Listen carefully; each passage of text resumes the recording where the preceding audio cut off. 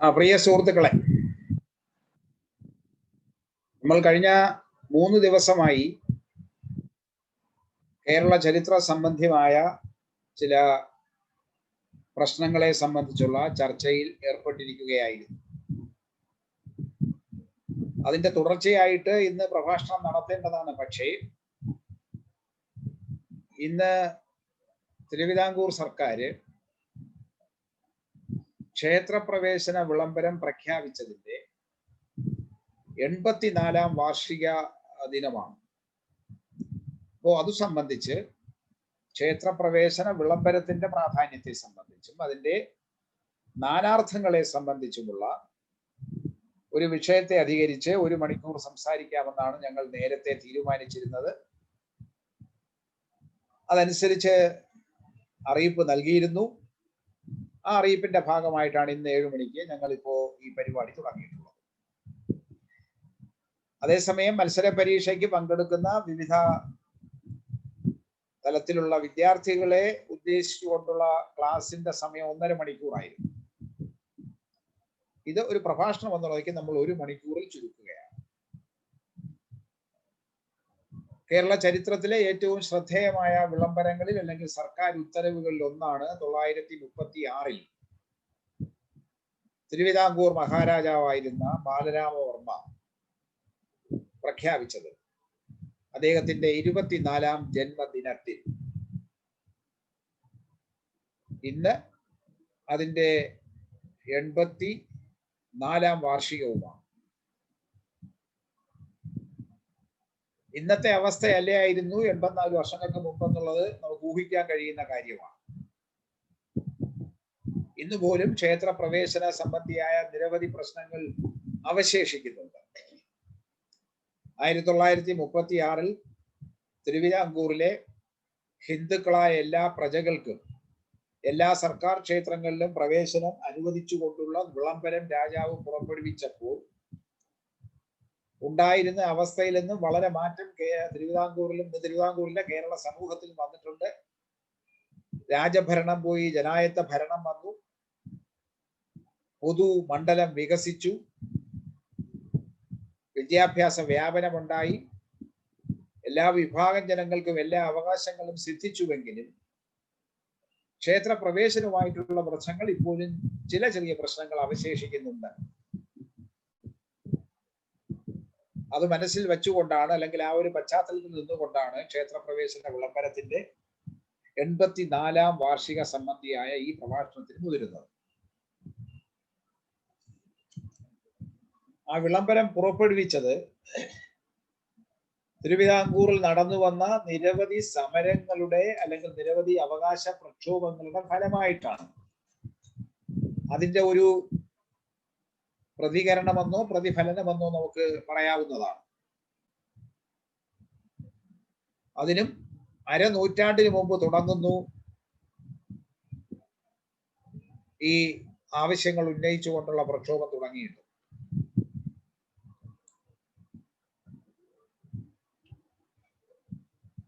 36-ൽ മഹാരാജാവ് പുറപ്പെടുവിച്ച വിളംബരത്തിന്റെ സത്ത എന്ന് പറയുന്നത് തിരുവിതാംകൂർ സർക്കാരിന്റെ ഉടമസ്ഥതയിലുള്ള എല്ലാ ക്ഷേത്രങ്ങളിലും ഹിന്ദു വിഭാഗത്തിൽപ്പെട്ട എല്ലാ ജനങ്ങൾക്കും കയറി ആരാധന നടത്താം എന്നുള്ളതായിരുന്നു. അത് തന്റെ രാജ്യത്തിന്റെ ശ്രേയസ് വർദ്ധിപ്പിക്കുന്നതാണ്. ജനങ്ങളുടെ ചിരകാലമായ അഭിലാഷം സാക്ഷാത്കരിക്കുന്നതാണ്. അങ്ങനെയാണ് ആ വിളംബരത്തിന്റെ പ്രാധാന്യം. അപ്പൊ 2 കാര്യങ്ങൾ അതിനകത്ത് ശ്രദ്ധിക്കുന്നുണ്ട്.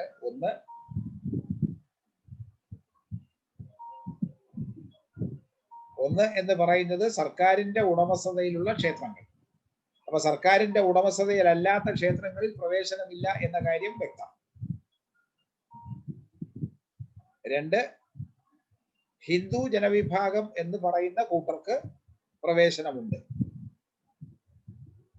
ഈ 2 കാര്യങ്ങളാണ് അതിനകത്ത് വരുന്നത്. സർക്കാരിന്റെ ഉടമസ്ഥതയിലല്ലാത്ത നിരവധി ക്ഷേത്രങ്ങൾ ഉണ്ട് എന്ന കാര്യം നമുക്കറിയാം. എങ്ങനെയാണ് സർക്കാർ ക്ഷേത്രങ്ങളുടെ എണ്ണം വർദ്ധിച്ചത് എന്ന കാര്യവും ഞാൻ മുമ്പൊരു പ്രഭാഷണത്തിൽ പറഞ്ഞതാണ്. 1812 കേണൽ മൺട്രോ തിരുവിതാംകൂറിന്റെ ദിവാനായിരുന്നപ്പോൾ 378 ക്ഷേത്രങ്ങൾ ഏറ്റെടുത്ത് സർക്കാരിൻ്റെതാക്കി പ്രഖ്യാപിച്ചു എന്ന കാര്യം. അതും അതിനു മുമ്പും കുറച്ചുണ്ടായിരുന്ന ക്ഷേത്രങ്ങളെല്ലാം കൂടി ചേർത്താണ് സർക്കാർ ക്ഷേത്രങ്ങൾ എന്ന് പറയുന്നത്. ഈ ക്ഷേത്രത്തിൽ പ്രവേശനം അനുവദിക്കുന്നു എന്നാണ് വിളംബരത്തിന്റെ ലക്ഷ്യം. ആ വിളംബരത്തിന് ദീർഘകാലമായ ചില സമരങ്ങളുടെ ഫലമായിട്ടുണ്ടായതാണ്. എന്നാൽ ഹ്രസ്വകാലമായിട്ട് ഈ സംഭവം, ഈ പ്രഖ്യാപനം വരുന്നതിനും ഒരു 10 കൊല്ലം മുമ്പ് മുതൽ തുടങ്ങുന്ന മറ്റു ചില പ്രശ്നങ്ങളും ഉണ്ട്. ഇത്തരത്തിൽ ക്ഷേത്രപ്രവേശനത്തിന് അനുകൂലമായ ഒരു തീരുമാനം മഹാരാജാവ് എടുക്കുന്നതിന്റെ മുന്നോടിയായി ഒരു കമ്മിറ്റിയെ നിയോഗിക്കുകയുണ്ടായി. ക്ഷേത്രപ്രവേശനം അനുവദിക്കണമോ വേണ്ടായോ എന്ന് തീരുമാനിക്കുന്നതിന് വേണ്ടിയിട്ടായിരുന്നു. ആ കമ്മിറ്റിയിൽ എല്ലാ വിഭാഗത്തിൽപ്പെട്ട ഹിന്ദു ജനങ്ങളിൽപ്പെട്ട എല്ലാ വിഭാഗത്തിൽപ്പെട്ടവരും ഉണ്ടായിരുന്നു. അതിന്റെ അധ്യക്ഷനായിട്ട് നിശ്ചയിച്ചിരുന്നത് മുമ്പ് തിരുവിതാംകൂർ സർക്കാരിൽ ദിവാനായി പ്രവർത്തിച്ചിരുന്ന VS സുബ്രഹ്മണ്യ അയ്യർ. അംഗങ്ങളായിട്ട്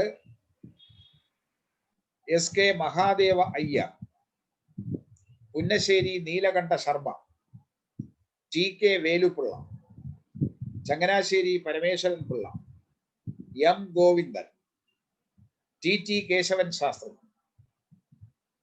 ഉള്ളൂർ പരമേശ്വര അയ്യർ. ഇങ്ങനെയുള്ളവരായിരുന്നു, ഇത്രയും പേരായിരുന്നു ആ സമിതിയിൽ ഉണ്ടായിരുന്നത്.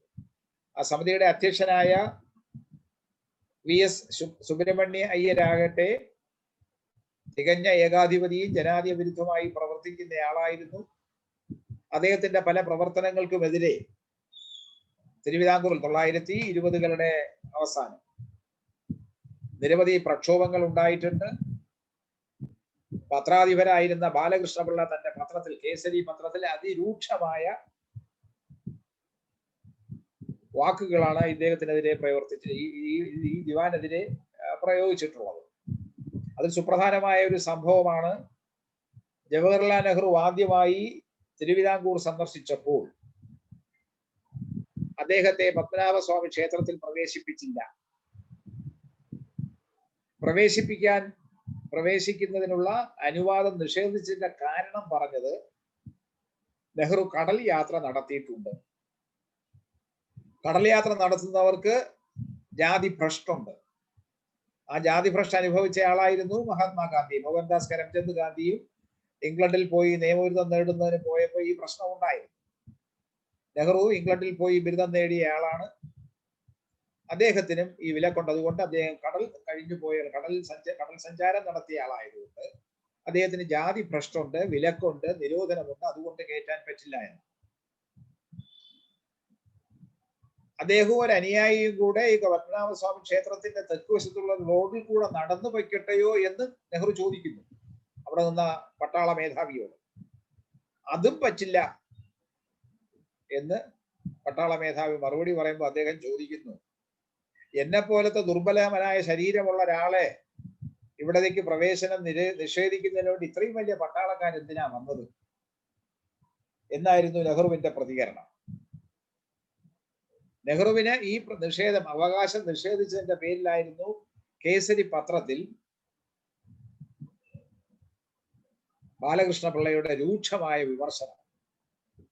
ഇങ്ങനെ നിരോധനം ഏർപ്പെടുത്തിയതിന്റെ പേരിൽ തിരുവിതാംകൂറിന് ഒടുങ്ങാനാവാത്ത, അല്ലെങ്കിൽ കൽപ്പാന്ത കാലത്തോളം ക്ഷീണമുണ്ടാകും എന്നാണ് ഈ ജനാധിപത്യ ധ്വംസനത്തിനെതിരെ എന്നാണ് പറയുന്നത്. അപ്പോ അതിന്റെ ഒരു സ്വഭാവം മനസ്സിലാകുന്നുണ്ടല്ലോ. അന്ന് നെഹ്റുവിന് പ്രവേശനം നിഷേധിച്ച ദിവാനായിരുന്നു സുബ്രഹ്മണ്യ അയ്യർ. അദ്ദേഹത്തിന്റെ കമ്മിറ്റിയിലെ മറ്റംഗങ്ങളാണ് പുന്നശ്ശേരി നീലകണ്ഠ ശർമ്മ, പട്ടാമ്പി സംസ്കൃത സ്കൂൾ, പിന്നെ സംസ്കൃത കോളേജായി മാറിയ സ്ഥാപനത്തിന്റെ ഉടമസ്ഥനാണ് അദ്ദേഹം. SK Mahadeva Iyer, TK Velupillai. TK വേലുപിള്ളയാണ് കേരളത്തിന്റെ തിരുവിതാംകൂർ സ്റ്റേറ്റ് മാനുവൽ എഴുതിയാണ്. സദസ്യ തിലകൻ TK വേലുപിള്ള എന്നായിരുന്നു അതിന്റെ പേര്. കാരണം തിരുവിതാംകൂറിലെ നിയമസഭയിലൊക്കെ അദ്ദേഹം അംഗമായിരുന്നു. M Govindan, TT Keshavan Shastri. പിന്നെ മഹാകവി ഉള്ളൂരും. ഇത് 933 ഡിസംബറിലായിരുന്നു ഈ കമ്മിറ്റിയുടെ നിയമനം. കമ്മിറ്റി തിരുവിതാംകൂറിൽ അങ്ങോളം ഇങ്ങോളം സഞ്ചരിച്ചു, ഒരുപാട് ആൾക്കാരിൽ നിന്ന് തെളിവുകൾ എടുത്തു, അഭിപ്രായങ്ങളൊക്കെ മനസ്സിലാക്കി. 934 ഏതാണ്ട് ഏപ്രിൽ മെയ് മാസം ആകുമ്പോഴേക്കും റിപ്പോർട്ട് സമർപ്പിച്ചു. ഭൂരിപക്ഷ അംഗങ്ങളും ഹിന്ദു ജനവിഭാഗത്തിന് തിരുവിതാംകൂറിലെ സർക്കാർ ക്ഷേത്രങ്ങളിൽ പ്രവേശനം അനുവദിക്കുന്നതിന് എതിരായിരുന്നു. ഹിന്ദു ജനവിഭാഗത്തെ ഹിന്ദു ക്ഷേത്രങ്ങളിൽ പ്രവേശിപ്പിക്കരുത് എന്നായിരുന്നു അവരുടെ ഭൂരിപക്ഷ അഭിപ്രായം. പക്ഷേ ജനങ്ങളുടെ അഭിലാഷത്തെ, ജനങ്ങളുടെ ആവശ്യത്തെ നിഷേധിക്കാൻ അവർക്ക് കഴിയുന്നുമില്ല. അതുകൊണ്ട് പറഞ്ഞു, ഒരു സമവായം എന്ന നിലയ്ക്ക് ക്ഷേത്രത്തിന്റെ മുൻവശത്തുള്ള കൊടിമരം വരെ അവർ വന്ന് തൊഴുതിട്ട് വെക്കോട്ടെ, വെളിയിൽ നിന്ന് കണ്ടിട്ട് വെക്കോട്ടെ എന്നാണ്. ക്ഷേത്രത്തിനകത്ത്, മതിലിനകത്ത് പ്രവേശനമില്ല, കൊടിമരം വരെ വരാം. അതൊരു ഒത്തുതീർപ്പാണ്, ഒരു സമവായമാണ്. ഇതായിരുന്നു ഭൂരിപക്ഷത്തിന്റെ അഭിപ്രായം. ഇതിൽ നിന്ന് വ്യത്യസ്തമായ അഭിപ്രായം രേഖപ്പെടുത്തിയവർ 3 പേരായിരുന്നു. ഒന്ന് ചങ്ങനാശ്ശേരി പരമേശ്വരൻ. അദ്ദേഹം NSSന്റെ സ്ഥാപക നേതാവാണ്, പുരോഗമനവാദിയാണ്, ജനാധിപത്യവാദിയാണ്, ജനങ്ങളുടെ അവകാശങ്ങൾ തുല്യമായി ലഭിക്കണം എന്ന് വിചാരിക്കുന്ന സമത്വവാദിയും കൂടിയായിരുന്നു അദ്ദേഹം. മറ്റൊരാൾ MV ഗോവിന്ദൻ. മൂന്നാമത്തെയാൾ മഹാകവി ഉള്ളൂർ S പരമേശ്വരയ്യ. ചങ്ങനാശ്ശേരി പരമേശ്വരൻ പിള്ളയും MV ഗോവിന്ദനും അമ്പലത്തിൽ പ്രവേശനം നൽകണമെന്ന് വാദിക്കുന്നതിന് ചിലപ്പോൾ ആരെങ്കിലും ന്യായീകരിച്ചേക്കും, ബ്രാഹ്മണ സമൂഹം ന്യായീകരിച്ചേക്കാം. പക്ഷെ ഉള്ളൂർ S പരമേശ്വരയ്യർ ഇത്തരത്തിന് അനുകൂലമായ ഒരു റിപ്പോർട്ട്, ഒരു തീരുമാനം എഴുതിയതിന്റെ പേരിൽ അദ്ദേഹത്തെ ബ്രാഹ്മണ സമൂഹം ഭത്സിച്ചു, ഒറ്റപ്പെടുത്താൻ ശ്രമിച്ചു. ആചാരവിരുദ്ധമായി, പാരമ്പര്യ വിരുദ്ധമായി നിൽക്കുന്ന കാര്യങ്ങൾക്ക് എന്തിന് ഈ മഹാബ്രാഹ്മണൻ കൂട്ടുനിന്നു, എന്തിന് ശുപാർശ ചെയ്തു എന്നായിരുന്നു ഉള്ളൂരിനെ കളിയാക്കിക്കൊണ്ടും ഉള്ളൂരിനെ ശകാരിച്ചുകൊണ്ടും തന്റെ സമുദായ അംഗങ്ങൾ അഭിപ്രായ പ്രകടനം നടത്തിയത്. ഉള്ളൂരിന് അതൊരു ഖേദവും ഉണ്ടായില്ല. കാരണം ഉള്ളൂരിന്റെ മനോഭാവം മറ്റൊന്നാണ്. അദ്ദേഹം മഹാകവിയാണ്. തിരുവിതാംകൂർ സർക്കാരിലെ വിവിധ തസ്തികകളിൽ അദ്ദേഹം ജോലി വെച്ചിട്ടുള്ള ആളാണ്, ജോലി സമ്പാദിച്ചിട്ടുള്ള ആളാണ്. റവന്യൂ ഡിപ്പാർട്ട്മെന്റിൽ ജോലി നോക്കിയിട്ടുണ്ട്. ശ്രീമൂലം പ്രജാസഭയിൽ അംഗമായിരുന്ന ആളാണ്. നല്ല വിദ്യാഭ്യാസ യോഗ്യതയുള്ള ആളാണ്. അദ്ദേഹത്തിന്റെ കവിതകളിൽ പലതും പുരോഗമന വീക്ഷണമുള്ളതുമാണ്. നമുക്കറിയാം, ഞാനിപ്പോ കവിതാ ചർച്ചയ്ക്ക് പോകുന്നില്ല, പക്ഷേ പുരോഗമന വീക്ഷണമുള്ളവയാണ്. അപ്പൊ അദ്ദേഹത്തെ പോലെ ഒരാള് അനുകൂലമായിട്ട് എഴുതിയിൽ അദ്ദേഹത്തിന്റെ സഭ അല്ലെങ്കിൽ ബ്രാഹ്മണ സഭ അദ്ദേഹത്തെ ശകാരിച്ചു, ഒറ്റപ്പെടുത്തി. അപ്പോൾ ഭൂരിപക്ഷ തീരുമാനപ്രകാരമാണെങ്കിൽ ക്ഷേത്രത്തിൽ പത്മനാഭസ്വാമി തിരുവിതാംകൂറിലെ സർക്കാർ ക്ഷേത്രങ്ങളിൽ പ്രവേശനം അനുവദനീയമല്ല. 34 ഈ പ്രവേശനം അല്ലെങ്കിൽ ഇത്തരത്തിലുള്ള റിപ്പോർട്ട് കിട്ടുന്നത്. അപ്പോൾ മഹാരാജാവ് 10-12 കൊല്ലം മുമ്പ് തിരുവിതാംകൂറിലെ വൈക്കത്ത് ഉള്ള ക്ഷേത്രത്തിന് ചുറ്റുമുള്ള സഞ്ചാര സ്വാതന്ത്ര്യത്തിന് നടന്ന വൈക്കം സത്യാഗ്രഹ സമയത്ത് തിരുവിതാംകൂർ കേരളം സന്ദർശിച്ച മഹാത്മാഗാന്ധി അന്ന് തിരുവിതാംകൂറിലെ ഭരണാധികാരിയായിരുന്ന റീജന്റ് റാണിയെ കണ്ട് വൈക്കം ക്ഷേത്രത്തിന് പരിസരത്തുള്ള നിരത്തുകളിലൂടെ സഞ്ചാര സ്വാതന്ത്ര്യം അനുവദിക്കുന്നതിനെ കുറിച്ച് സംസാരിച്ചു. അനുവദിക്കാൻ പറ്റില്ല, അത് ആചാര വിരുദ്ധം എന്നായിരുന്നു റീജന്റ് റാണിയുടെ മറുപടി. അന്ന് റീജന്റ് റാണിയുടെ സമീപത്ത് തിരുവിതാംകൂറിന്റെ ഭാവി ഭരണകർത്താവ് ആകേണ്ടിയിരുന്ന 12 വയസ്സുകാരനായ ഒരു ബാലൻ ഇരിപ്പുണ്ടായിരുന്നു, ചിത്രതിരുനാൾ ബാലരാമവർമ്മ. അദ്ദേഹത്തോട് മഹാത്മാഗാന്ധി ചോദിച്ചു, അല്ലയോ കുമാര, താങ്കൾ ഭാവിയിൽ തിരുവിതാംകൂറിന്റെ ഭരണകർത്താവാകേണ്ട ആളാണല്ലോ, താങ്കൾ ഭരണകർത്താവായാൽ എന്തായിരിക്കും നടപടി? രണ്ടാമതൊന്നും ആലോചിക്കാതെ ആ കുമാരൻ മറുപടി പറഞ്ഞു, ഞാൻ മഹാരാജാവായാൽ ക്ഷേത്രപ്രവേശനം അനുവദിക്കും എന്ന്. അത് അദ്ദേഹത്തിന്റെ വ്യക്തിപരമായ അഭിപ്രായമാണ്. ഒരു ഭരണാധികാരിയുടെ വ്യക്തിപരമായ അഭിപ്രായമല്ല, ഭരണകൂടത്തിന്റെ അഭിപ്രായം. രണ്ടാണ്. ആ ഭരണകൂടത്തിന്റെ അഭിപ്രായമാണ് 34-ൽ ഈ ക്ഷേത്രപ്രവേശനത്തെ കുറിച്ച് പഠിക്കാനായി നിയോഗിച്ച കമ്മിറ്റിയുടെ അഭിപ്രായമായിട്ട് പുറത്തു വന്നത്. അത് സമൂഹത്തിന്റെ അഭിപ്രായമാണ്, അത് ഭൂരിപക്ഷ സമൂഹത്തിന്റെ അഭിപ്രായമാണ്, അത് ഭരണകൂടത്തിന്റെ അഭിപ്രായത്തിനനുസരിച്ച്, ഭരണകൂടത്തിന്റെ ഇംഗിതത്തിനനുസരിച്ച് ഉള്ളതായിരുന്നു. അപ്പോൾ വ്യക്തിപരമായി മഹാരാജാവിന് താല്പര്യമുണ്ടെങ്കിലും ഭരണകൂട താല്പര്യം എന്നുള്ള നിലയ്ക്ക് സമൂഹത്തിലെ ഭരണകൂടത്തെ നിയന്ത്രിക്കുന്ന ശക്തികളെ അതിജീവിച്ചുകൊണ്ട് അദ്ദേഹത്തിന് തീരുമാനമെടുക്കാൻ കഴിയില്ല. അദ്ദേഹം 2 വർഷം കൂടെ കാത്തിരുന്നു. ആ 2 വർഷത്തിന് ശേഷമാണ് അദ്ദേഹത്തിന്റെ 24-ാം പിറന്നാളിന് ഈ ക്ഷേത്രപ്രവേശന വിളംബരം പ്രഖ്യാപിച്ചത്. അത് നേരത്തെ അതിന്റെ ഉള്ളടക്കത്തെ കുറിച്ച് ഞാൻ പറഞ്ഞു, അതിന്റെ നാനാർത്ഥങ്ങളെ കുറിച്ചും പറഞ്ഞു. അപ്പോൾ എല്ലാ ഹിന്ദു ക്ഷേത്രങ്ങളിലും ഹിന്ദു ജനങ്ങൾക്ക്, എല്ലാ സർക്കാർ ക്ഷേത്രങ്ങളിലും ഹിന്ദു ജനങ്ങൾക്ക് പ്രവേശിക്കാം, അതായിരുന്നു ഉദ്ദേശം. അത് നടപ്പിലായി.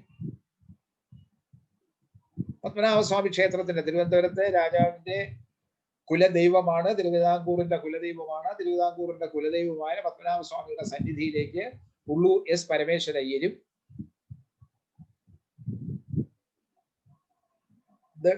പിന്നോക്ക ജാതിയിൽപ്പെട്ട ചിലരും കൂടി ചേർന്ന് പൂജ നടത്തുകയും അല്ലെങ്കിൽ ആരാധിക്കുകയും തൊഴുകയൊക്കെ ചെയ്തു. അതൊക്കെ സംഭവിച്ചു. കാരണം ഉള്ളൂര് അക്കാര്യത്തിൽ വളരെ സ്വതന്ത്രമായൊരു നിലപാടാണ് എടുത്തിരുന്നത്. എന്ന് മാത്രമല്ല, ഇതിനെ പ്രകീർത്തിച്ചുകൊണ്ട് പിന്നീട് 2 കൊല്ലം കഴിഞ്ഞപ്പോൾ ഇതിനെ പ്രകീർത്തിച്ചുകൊണ്ട് ഉള്ളൂരിൽ കവിത എഴുതുകയുണ്ടായി. ആ കവിത എന്ന് പറയുന്നത് ചൈത്ര പ്രഭാവം എന്നാണ് ആ കവിതയുടെ പേര്. കവിതയാണ്, അതൊരു വഞ്ചിപ്പാട്ടാണ്. വഞ്ചിപ്പാട്ടിന്റെ ശൈലിയിലാണ് ആ കവിത എഴുതിയിരിക്കുന്നത്. ക്ഷേത്ര പ്രവേശനത്തിന്റെ പ്രാധാന്യത്തെ കുറിച്ചാണ് പറയുന്നത്. ഇത്തരത്തിലൊരു വിളംബരം ഇറക്കിയ മഹാരാജാവിനെ പ്രകീർത്തിക്കുന്നത്. മഹാരാജാവ് അദ്ദേഹത്തിന് വിധേയത്വമുണ്ട്, ആദരവുണ്ട്, ബഹുമാനമുണ്ട്, അതെങ്കിൽ സ്നേഹം, ഒരു വിധേയത്വമാണ്. അപ്പൊ ഇത്തരത്തിൽ 24 വയസ്സുള്ള ഒരു യുവാവ്, 24 വയസ്സുള്ള ഒരു യുവാവ് ഇത്തരത്തിൽ ശ്രദ്ധേയമായ ഒരു തീരുമാനം എടുത്തതിനെ കുറിച്ച് കവിക്ക് വലിയ അഭിപ്രായമാണ്. അതുകൊണ്ടാണ് ചൈത്ര ഭാവം എന്ന ആ കവിത, ചൈത്ര പ്രഭാവം എന്ന കവിത എഴുതുന്നത്. ചൈത്രം, ചിത്ര, അങ്ങനെയാണ്, ശ്രീചിത്ര, അതിൽ നിന്നാണ് ചൈത്രം വരുന്നത്. അതിൽ വഞ്ചിപ്പാട്ട് രൂപത്തിൽ അദ്ദേഹം എഴുതിയിരിക്കുന്ന കവിതയുടെ 4 വരികൾ ഞാൻ വായിക്കാം. വഞ്ചിപ്പാട്ടിലാണ് എഴുതിയിരിക്കുന്ന. എന്റെ ഈണം നിങ്ങൾക്ക് ബധ്യമാവില്ല, കാരണം ഞാൻ പാട്ടുകാരനല്ല. പക്ഷെ അതിലെ അർത്ഥം നമുക്ക് മനസ്സിലാവും. അന്തണനും അന്ത്യജനും ഒത്തുചേർന്നു കൈകൾ കോർത്തു, ബന്ധൂത പൂണ്ടമ്പലത്തിനകത്തു കയറി എന്നാണ്. വഞ്ചിപ്പാട്ടാണ്. താണു ജഗദീശ്വരനെ കൈതൊഴുത്തു പോലും കാഴ്ച, കാണുമെന്റെ കണ്ണേ നിനക്കെന്തു മേൽക്കാര്യം, ഇങ്ങനെ പാടുകയാണ് അദ്ദേഹം. വഞ്ചിപ്പാട്ട് രാമവർത്തുമാരുടെ വഞ്ചിപ്പാട്ടിനെ കുറിച്ച് നിങ്ങൾ കേട്ടിട്ടുണ്ടാവും, കുചേലവൃത്തം വഞ്ചിപ്പാട്ടിനെ കുറിച്ചും കേട്ടിട്ടുണ്ടാവും. പക്ഷെ ഇവിടെ മഹാകവി ഒരു വഞ്ചിപ്പാട്ട് എഴുതി. ആ പാട്ടിനൊക്കെ ഒരുപാട് അർത്ഥമുണ്ട്. വഞ്ചിപ്പാട്ട്, വഞ്ചിരാജ്യം എന്നാണ്, വഞ്ചീശ മംഗളം എന്നാണ്. തിരുവിതാംകൂർ എല്ലാ പള്ളിക്കൂടങ്ങളിലും രാവിലെ ഒരു മംഗളം പാടുമായിരുന്നു, വഞ്ചീശ മംഗളം. നമ്മൾ പല സ്കൂളുകളിലും ഇന്നിപ്പോ ജനഗണമന പാടുന്നത് പോലെ അന്ന് വഞ്ചീശ മംഗളമാണ് തിരുവിതാംകൂർ സർക്കാർ സ്കൂളുകളിൽ പാടില്ല. അത്തരത്തിൽ പ്രകീർത്തനം, അതൊരു രാജഭക്തിയുടെ ഭാഗമായിട്ടുള്ളതാണ്. അവിടെ അന്തണനും അന്ത്യജനും, അന്തണം എന്ന് വെച്ചാൽ സമൂഹത്തിലെ ഏറ്റവും തലപ്പത്തുള്ള മേൽജാതിക്കാരൻ, അന്ത്യജനം എന്ന് വെച്ചാൽ ഏറ്റവും താഴേറ്റത്തെ, നമ്മൾ ഇന്ന് ദളിതനെന്ന് പറയുന്ന ഏറ്റവും താഴ്ന്ന ജാതിയിൽപ്പെട്ടവർ. ഇവർക്ക് 2 പേർക്ക് ഒരുമിച്ച് അമ്പലത്തിൽ കയറാം, അന്തണനും അന്ത്യജനും. അത് അമ്പലത്തിൽ കയറിയ ശേഷം അദ്ദേഹം പറയുകയാണ്. ഇത്തരത്തിലുള്ള ഒരു ഒരു കാര്യം കൂടെ ഉണ്ട്. ഈ പ്രഖ്യാപനം എഴുതിയത് മഹാകവി ഉള്ളൂരാണ്. ആദ്യം ഇംഗ്ലീഷിൽ എഴുതുകയും പിന്നെ അതിന്റെ മലയാള പരിഭാഷ ഉണ്ടാക്കുകയും ചെയ്തതും ഉള്ളൂർ തന്നെയാണ്. എന്തുകൊണ്ടാണ് ഒരു സമിതിയിലെ ഭൂരിപക്ഷ അംഗങ്ങൾ ക്ഷേത്രപ്രവേശനത്തിന് എതിർത്തുകൊണ്ട് ഒരു റിപ്പോർട്ട് എഴുതിയപ്പോൾ മഹാരാജാവ് അതിനെതിരായി നിന്ന് അമ്പലത്തിലേക്ക് പ്രവേശനം അനുവദിക്കാൻ നിർബന്ധിതനായി, അല്ലെങ്കിൽ സമ്മതിച്ചു? അതാണ് ക്ഷേത്രപ്രവേശന വിളംബരത്തിന്റെ രാഷ്ട്രീയം. ആ രാഷ്ട്രീയത്തിന് സാമുദായികവും സാംസ്കാരികവുമായ രണ്ട് തലങ്ങളുണ്ട്. ഒന്ന് ഞാൻ നേരത്തെ സൂചിപ്പിച്ചു, അരനൂറ്റാണ്ടിന് മുമ്പേ തുടങ്ങുന്നതാണ് ഈ ക്ഷേത്രങ്ങളിലേക്കുള്ള പ്രവേശനം പിന്നോക്ക ജാതികളിൽപ്പെട്ടവർക്ക് അല്ലെങ്കിൽ അവർണ ജാതികളിൽപ്പെട്ടവർക്ക് വേണം എന്നുള്ളത്. അങ്ങനെ ക്ഷേത്രപ്രവേശനം അനുവദിക്കാത്തതിന്റെ പേരിലായിരുന്നുവല്ലോ 1888 ആണ്ട് ശ്രീനാരായണ ഗുരു നെയ്യാറിന്റെ തീരത്തുള്ള അരുവിപ്പുറത്ത് ഒരു കല്ല് എടുത്തു വച്ചിട്ട് പ്രഖ്യാപിച്ചു, നാം ഇതാ ശിവനെ പ്രതിഷ്ഠിച്ചിരിക്കുന്നു എന്ന്. അപ്പോ ബ്രാഹ്മണരായ ആൾക്കാർ പ്രതിഷ്ഠിച്ച ബിംബത്തെ ആരാധിക്കാൻ അവർണ ജനവിഭാഗത്തെ അനുവദിച്ചില്ലെങ്കിൽ ഞങ്ങൾ വേറെ ഒരു ബദൽ ദൈവത്തെ സൃഷ്ടിച്ച് അല്ലെങ്കിൽ ബദൽ ദൈവത്തെ പ്രതിഷ്ഠിച്ച് ഞങ്ങൾ ആരാധന നടത്തും എന്നതിന്റെ പരസ്യ പ്രഖ്യാപനമായിരുന്നു. ആ പ്രഖ്യാപനം എന്ന് വെച്ചാൽ ഒരു പ്രവൃത്തിയാണ്, ഒരു ആക്ഷനാണ്. ആ പ്രവൃത്തിയായിരുന്നു ശ്രീനാരായണൻ ചെയ്തത്. അതേ തുടർന്നാണ് അവശ ജനവിഭാഗങ്ങൾ സംഘടിക്കാൻ തുടങ്ങിയത്. പുരോഗമനവാദികൾ അന്ന് മുതൽ തന്നെ, അതിനു മുമ്പും ക്ഷേത്രത്തിലേക്ക് പ്രവേശനം വേണമെന്ന് ആവശ്യപ്പെട്ടിട്ടുണ്ട്. പ്രബുദ്ധതയിലേക്ക്, തിരുവിതാംകൂറിനെയും പിന്നെ കേരളത്തെയും പ്രബുദ്ധതയിലേക്ക് നയിച്ച പത്രക്കാരല്ല, പത്രമാധ്യമങ്ങളല്ല. അന്ന് ഈ മാധ്യമം എന്നുള്ള വാക്കൊന്നും വന്നിട്ടില്ല. ബാരിസ്റ്റർ GP പിള്ള, തൊട്ടു പിന്നാലെ വരുന്ന സ്വദേശാഭിമാനി രാമകൃഷ്ണപിള്ള, പിന്നെ ദേശാഭിമാനി പത്രത്തിന്റെ സ്ഥാപകനായ TK മാധവൻ, സ്വരാട് പത്രത്തിന്റെ സ്ഥാപകനായ ബാരിസ്റ്റർ AK പിള്ള, കേസരി പത്രം കൊണ്ട് നടന്ന നമ്മുടെ ബാലകൃഷ്ണപിള്ള, അരയൻ പത്രം കൊണ്ട് കിടന്ന VV വേലിക്കുട്ടി അരയൻ, അങ്ങനെ എത്രയോ പേർ തങ്ങളുടെ പത്രത്തിലൂടെയും പത്രത്താളുകളിലൂടെയും അവർണ ജനവിഭാഗത്തിന് ക്ഷേത്രത്തിൽ പ്രവേശനം വേണമെന്നുള്ള ആവശ്യം മുന്നോട്ട് വയ്ക്കുന്നു. സർക്കാർ നിഷേധിക്കുന്നു. അരുവിപ്പുറം പ്രതിഷ്ഠ കഴിഞ്ഞ് കുറെ വർഷങ്ങൾ കഴിഞ്ഞതിന് ശേഷമാണ്, 3-4 കൊല്ലം കഴിഞ്ഞതിന് ശേഷമാണ് ഒരു പൗരാവകാശ പ്രക്ഷോഭത്തിന്റെ തുടക്കം എന്നുള്ളതിലേക്ക് 1891 മലയാളി മെമ്മോറിയൽ രാജാവിന് ഭീമഹർജി സമർപ്പിക്കുന്നത്. 10,000-ലപ്പുറം ആൾക്കാർ ഒപ്പിട്ട ഭീമഹർജി സമർപ്പിക്കുന്നത്. ആ ഭീമഹർജി എഴുതി തയ്യാറാക്കുന്നതിലും അന്ന് പ്രവാസിയായി തമിഴ്നാട്ടിൽ മദ്രാസിൽ കഴിയുകയായിരുന്ന ബാരിസ്റ്റർ GP ഉണ്ട്, ഡോക്ടർ പൽപ്പു ഉണ്ട്, പ്രശസ്ത ചരിത്രാഖ്യായികകാരനായ CV രാമൻപിള്ളയുണ്ട്. അങ്ങനെ പലരും ഉണ്ട്. അവരൊക്കെ കൂടെ തന്നെയാണ് ഇത് തയ്യാറാക്കി രാജാവിന് സമർപ്പിച്ചത്. അതുകൊണ്ട് പ്രയോജനം ഉണ്ടായില്ല. അതുകൊണ്ട് ഈഴവ മെമ്മോറിയൽ പിന്നീട് പൽപ്പുവിന്റെ നേതൃത്വത്തിൽ സ്ഥാപിക്കുന്നു അല്ലെങ്കിൽ നൽകുന്നു. അങ്ങനെ ഘട്ടം ഘട്ടമായിട്ട് ഈ വികാരം ജനങ്ങളിലേക്ക് ആളിപ്പടരുന്നു. ഞാൻ ഇന്നലത്തെയും മെനഞ്ഞാന്നത്തെയും എന്റെ പ്രഭാഷണങ്ങളിൽ സൂചിപ്പിച്ച കാര്യമാണ് എന്തുകൊണ്ട് ഈ ക്ഷേത്രങ്ങളിലേക്ക് പ്രവേശനം നിഷേധിക്കപ്പെട്ടു അവർണ ജനവിഭാഗം. അതിന്റെ കാരണം വ്യക്തമായിരുന്നു. ക്ഷേത്രങ്ങളിൽ മാത്രമല്ല, അധികാര സ്ഥാനങ്ങളിൽ നിന്നെല്ലാം അവർണ ജനവിഭാഗത്തെ ഒഴിവാക്കിയിരുന്നു. അപ്പോൾ ആരാണ് അവർണർ? അധികാര സ്ഥാനത്തും ദേവസ്ഥാനത്തും എത്താൻ കഴിയാത്തവർ അവർണർ, അവിടെ എത്താൻ കഴിയുന്നവർ സവർണർ. എന്ന് വെച്ചാൽ സമ്പത്തും അധികാരവും കൈവശം വെച്ചവർ സവർണരും, അത് നിഷേധിക്കപ്പെട്ടവർ അവർണരും. അപ്പൊ ക്ഷേത്രത്തിലേക്ക് പ്രവേശിക്കണം എന്നുള്ളത് ക്ഷേത്രപ്രവേശനത്തിന് വേണ്ടി മാത്രമുള്ള ഒരു ആവശ്യമോ പ്രക്ഷോഭമോ ആയിരുന്നില്ല. അതിന് സമാന്തരമായിട്ട് തന്നെ അല്ലെങ്കിൽ അതിനോട് യോജിച്ചുകൊണ്ട് തന്നെയാണ് മലയാളി മെമ്മോറിയലും ഈഴവ മെമ്മോറിയൽ, പിന്നെ പൗരാവകാശ പ്രക്ഷോഭം, പൗരാവകാശ മുന്നണി. ആ പൗരാവകാശ മുന്നണി പിന്നെ രാഷ്ട്രീയ മുന്നണിയായി മാറുന്നു, സംയുക്ത രാഷ്ട്രീയ സമിതിയായി മാറുന്നു. ആ സംയുക്ത രാഷ്ട്രീയ സമിതി 1932 ആകുമ്പോഴേക്കും സർക്കാരിനെതിരെ പ്രത്യക്ഷ സമരത്തിലേക്ക് വരുന്നു. അത് തെരഞ്ഞെടുപ്പ് ബഹിഷ്കരിക്കുന്നു, നിവർത്തന പ്രക്ഷോഭം. അതായത് 32 എന്ന് പറയുമ്പോൾ 30 കൊല്ലം, 30 ഏതാണ്ട് ഒരു 4 പതിറ്റാണ്ട് കാലമായി തിരുവിതാംകൂറിൽ നടന്നു വന്ന പ്രക്ഷോഭത്തിന്റെ ഒരു അന്തരീക്ഷമുണ്ട്. ആ അന്തരീക്ഷം എന്ന് പറയുന്നത് 900 നേരത്തെ സ്ഥാപിച്ച അല്ലെങ്കിൽ പൗരാവകാശ പിന്നെ നിവേദനങ്ങൾ നൽകിയ മലയാളി മെമ്മോറിയൽ, ഈഴവ മെമ്മോറിയൽ എന്നിവ, പത്രക്കാർ പറയുന്ന കാര്യങ്ങൾ അല്ലെങ്കിൽ പത്രമാധ്യമങ്ങളിലൂടെ വരുന്ന കാര്യങ്ങൾ, ബ്രിട്ടീഷ് സർക്കാരിന്റെ അല്ലെങ്കിൽ ബ്രിട്ടീഷ് ഭരണപ്രദേശങ്ങളിൽ നടക്കുന്ന പുരോഗമനപരമായ കാര്യങ്ങൾ,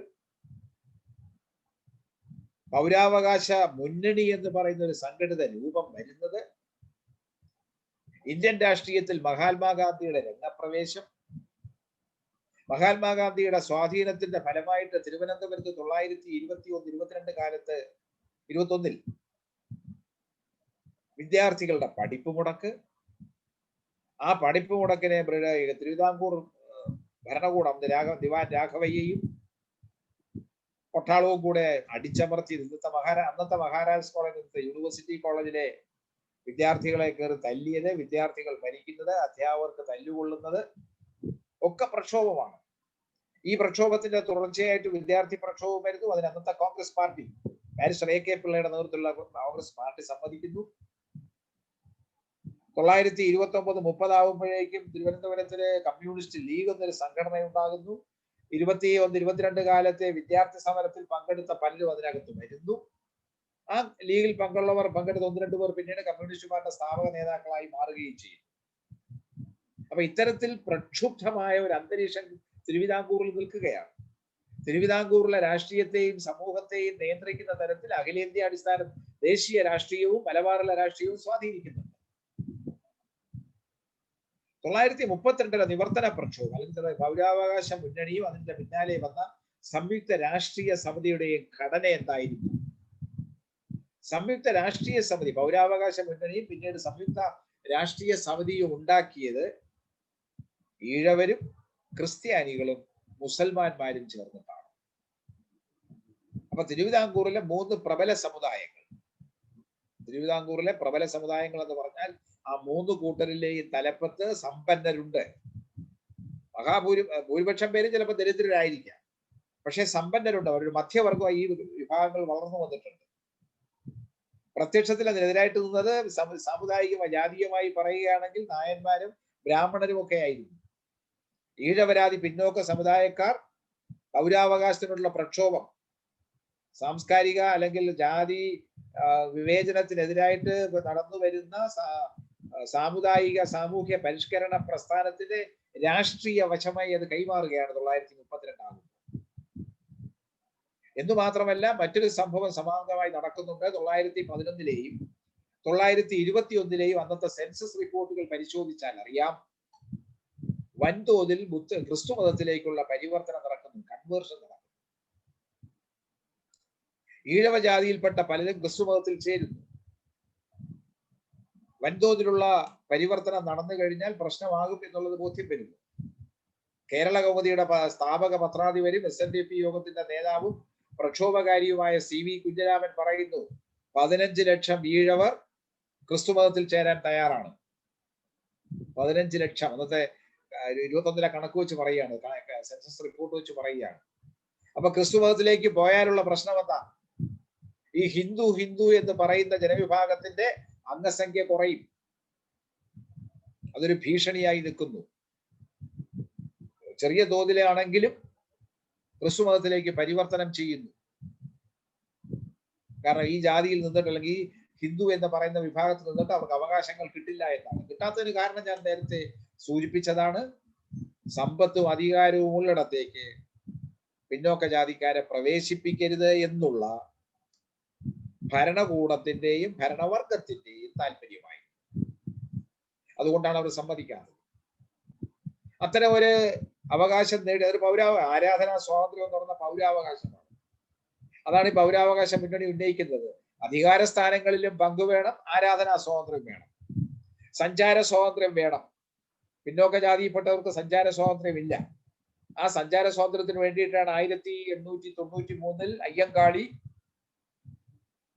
ഒറ്റക്കാള വണ്ടിയിൽ കയ്യിൽ കഠാരയുമായി അദ്ദേഹത്തിന്റെ വീട്ടിൽ നിന്നും ബാലരാമപുരം ചന്തയിലേക്ക് പരസ്യമായി യാത്ര ചെയ്യുന്നു. അദ്ദേഹത്തെ അടിച്ചൊതുക്കാൻ പറ്റില്ല, മർദ്ദിച്ചൊതുക്കാൻ പറ്റില്ല, കയ്യിൽ കഠാരയുണ്ട്, അദ്ദേഹം കളരി അഭ്യാസിയാണ്. അത് സഞ്ചാര സ്വാതന്ത്ര്യത്തിന് വേണ്ടിയാണ്. അപ്പൊ സഞ്ചാര സ്വാതന്ത്ര്യം ഇന്നിപ്പോ ഇന്ത്യൻ ഭരണഘടന വെച്ചാണെങ്കിൽ സഞ്ചാര സ്വാതന്ത്ര്യം പൗരാവകാശം, വിദ്യാഭ്യാസ അവകാശം പൗരാവകാശം, ആരാധനാ സ്വാതന്ത്ര്യം പൗരാവകാശം, ഉദ്യോഗത്തിൽ പ്രവേശനം കിട്ടണം എന്നുള്ളത് പൗരാവകാശമാണ്. അപ്പൊ ഈ പൗരാവകാശം വെറും കേവലമായ ഒരു ആരാധനാ സ്വാതന്ത്ര്യത്തിന് വേണ്ടി മാത്രമല്ല തിരുവിതാംകൂറിൽ സമരം നടന്നു വരുന്നത് എന്ന് സൂചിപ്പിക്കാനാണ് ഞാൻ ഇക്കാര്യം പറഞ്ഞത്. അല്ലെങ്കിൽ അതങ്ങനെ വ്യക്തമാക്കിയില്ലെങ്കിൽ ക്ഷേത്രപ്രവേശന വിളംബരത്തിലേക്ക് രാജാവിനെ നയിച്ചത് കുറെ ജനങ്ങൾക്ക് ഈശ്വരന്മാരെ ആരാധിക്കാനുള്ള കേവലമായ ഒറ്റപ്പെട്ട ഒരു സംഭവമാണെന്ന് തോന്നലുണ്ടാകും. അങ്ങനെ പലരും പ്രചരിപ്പിക്കുന്നുണ്ട്. അങ്ങനെ പ്രചരിപ്പിക്കുന്നത് കൊണ്ടാണ് മഹാരാജാവിന്റെ ഉൽപ്പതിഷ്ണത്വത്തെയോ അല്ലെങ്കിൽ പുരോഗമന വീക്ഷണത്തെയോ വാഴ്ത്തേണ്ടി വരുന്നത്. അദ്ദേഹം പുരോഗമന വീക്ഷണം ഇല്ലാത്തയാളാണെന്ന് ഞാൻ പറയില്ല. കാലത്തിന് മുമ്പേ സഞ്ചരിക്കാൻ അദ്ദേഹത്തിന് കഴിഞ്ഞു. അദ്ദേഹം ചരിത്രത്തിൽ ഇടം തേടുന്നൊരു പ്രധാനപ്പെട്ട കാര്യം ഈ ക്ഷേത്രപ്രവേശന വിളംബരം പ്രഖ്യാപിച്ചു എന്നുള്ളത് തന്നെയാണ്. പക്ഷെ അദ്ദേഹത്തെ കൊണ്ട് പ്രഖ്യാപിച്ചത് ഏത് ഘടകം? അദ്ദേഹം നിയോഗിച്ച ഒരു കമ്മിറ്റിയിലെ ഭൂരിപക്ഷം ആൾക്കാരും എതിർത്തുണ്ട്. ആ റിപ്പോർട്ട് സമർപ്പിച്ച് 2 കൊല്ലം കാത്തിരുന്നതിന് ശേഷമാണ് 936 നവംബറിൽ അദ്ദേഹം ഇത് പ്രഖ്യാപിച്ച. 2 കൊല്ലക്കാലം തിരുവിതാംകൂറിൽ എന്ത് സംഭവിച്ചു? അതൊരു സുപ്രധാന സംഭവമാണ്. ഈ സംയുക്ത രാഷ്ട്രീയ സമിതി പിന്നോക്ക ജാതി മതങ്ങളിൽപ്പെട്ട സംയുക്ത രാഷ്ട്രീയ സമിതി, ഒരു സാമ്പത്തികമായി മെച്ചപ്പെട്ടു വരുന്നവരാണ്. അവരുണ്ടാക്കിയ സംയുക്ത രാഷ്ട്രീയ സമിതിയാണ് 32 തെരഞ്ഞെടുപ്പ് ബഹിഷ്കരിച്ചു. 31 തിരുവിതാംകൂറിൽ ഒരു പുതിയ റെഗുലേഷൻ കൊണ്ടുവന്നു. ആ റെഗുലേഷന്റെ അടിസ്ഥാനത്തിൽ നിയമസഭയിലെ ഘടന പരിഷ്കരിച്ചു. ആ ഘടന പരിഷ്കരിച്ചപ്പോഴാണ് കരം കൊടുക്കാൻ കഴിയാത്തവർക്ക് വോട്ടവകാശമില്ല എന്ന് വരുന്നത്. അപ്പോൾ പിന്നോക്ക ജാതിയിൽപ്പെട്ട ഭൂരിപക്ഷം പേർക്ക് വോട്ടവകാശം ഉണ്ടാവില്ല. കാരണം അവർക്ക് ആർക്കും ഭൂമിയില്ല. ഭൂമി ഉണ്ടെങ്കിൽ മാത്രമേ കരമൊടുക്കേണ്ടി വരുള്ളൂ. കരമൊടുക്കാൻ കഴിയില്ല. പക്ഷേ അവർക്ക് നിയമസഭയിൽ പ്രവേശനം വേണം. കാരണം അധികാര സ്ഥാനമാണ്. ആ നിയമസഭയിൽ ഇരുന്നു കൊണ്ട് അവർക്ക് നയരൂപീകരണം നടത്തുന്നതിൽ സംസാരിക്കാൻ, ഇടപെടാൻ അവകാശം വേണം. സംസാര സ്വാതന്ത്ര്യം വേണം. അപ്പൊ നേടിയെടുക്കണം. അതുകൊണ്ടാണ് രാഷ്ട്രീയ സമരമായത്.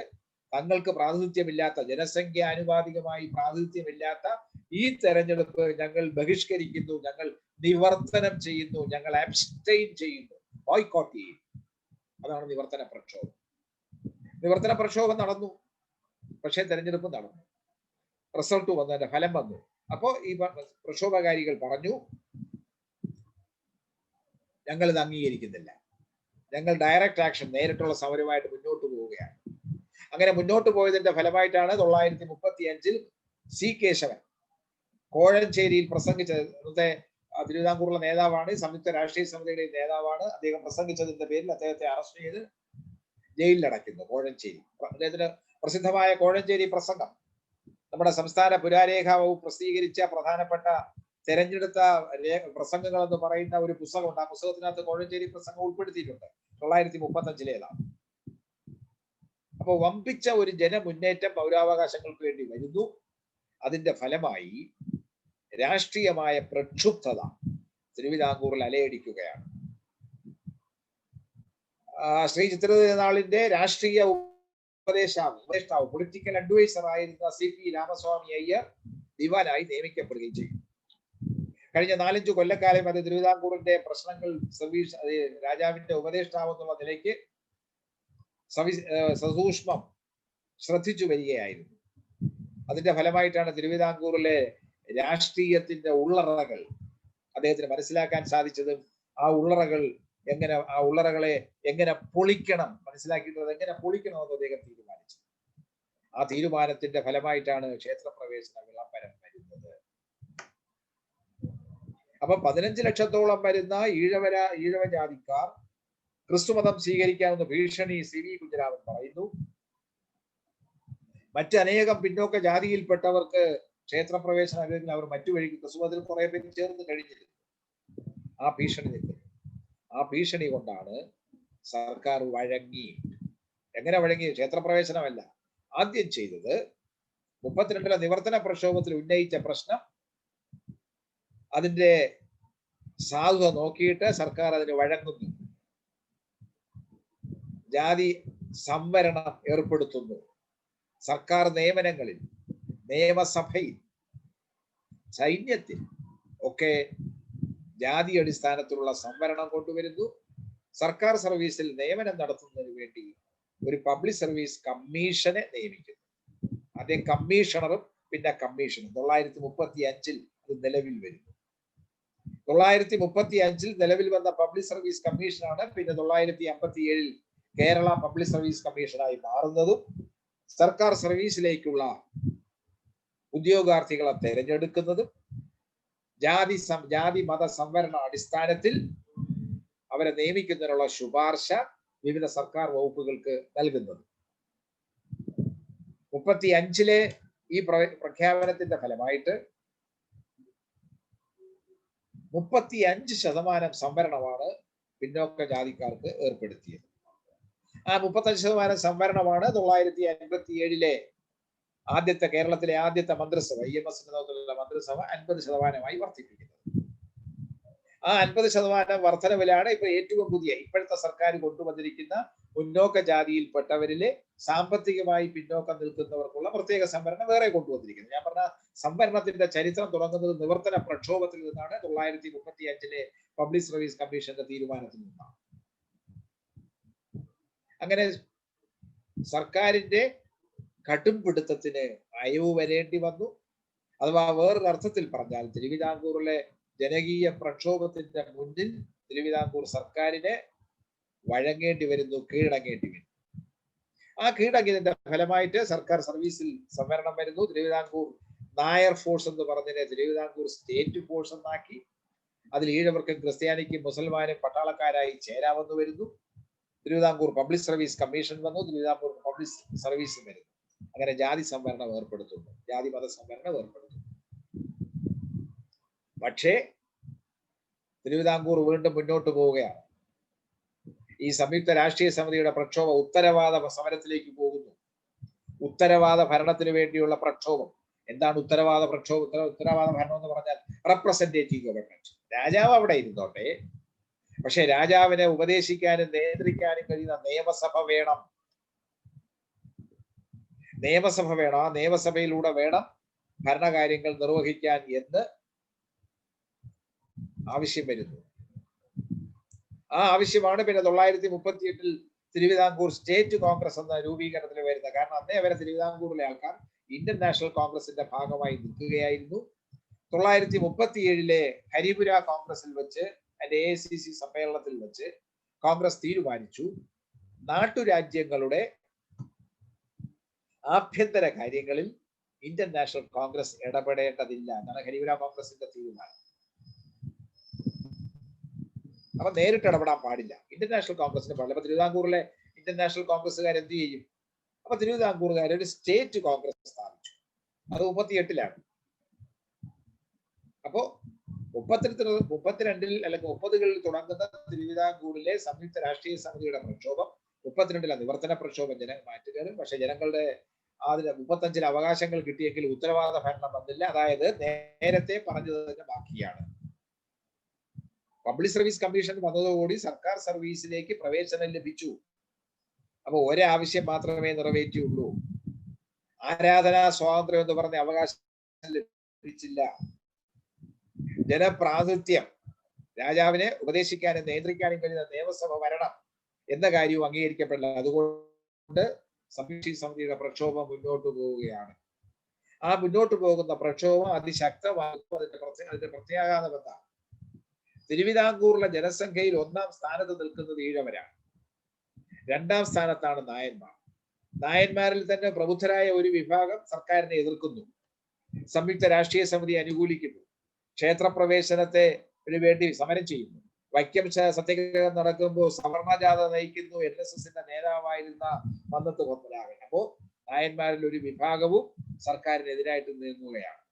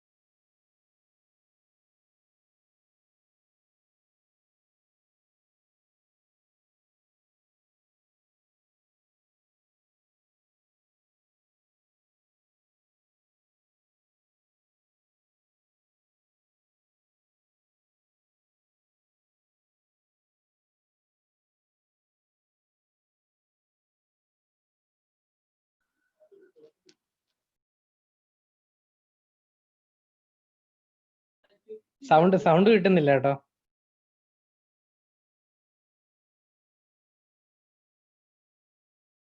സാറ് ലെഫ്റ്റ് ആയി എന്ന് തോന്നുന്നുണ്ട്.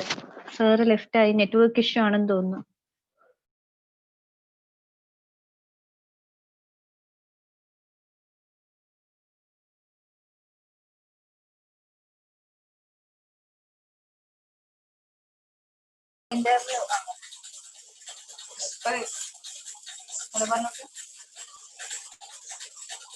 സർ സൗണ്ട് കേൾക്കുന്നില്ല.